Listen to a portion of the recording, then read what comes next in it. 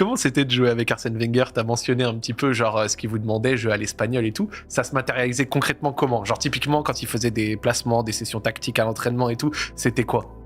Sa manière de jouer, c'est déjà, quand tu es un joueur de foot, travaille tes points forts. Il s'en fout de tes points faibles. Il veut que tes points forts ils sont encore plus forts. Ok, Vidéo sur l'adversaire, on en faisait que en Ligue des Champions. ok. Championnat anglais, on n'a jamais fait une vidéo sur l'adversaire. Pourquoi?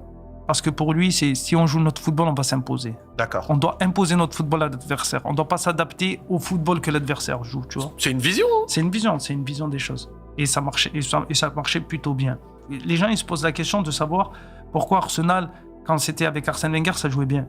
Mais frérot, quand on faisait des spécifiques, par exemple des milieux de terrain, les attaquants, les milieux de terrain, ils mettaient tellement de mannequins qu'il y avait l'espace que pour le ballon. Et tu devais claquer des passes bien fortes dans l'espace pour les attaquants. Et c'est comme ça qu'on que voyait. la précision. Est-ce que c'est pour ça qu'on voyait ces buts, ces collectifs d'Arsenal là, on voit pas.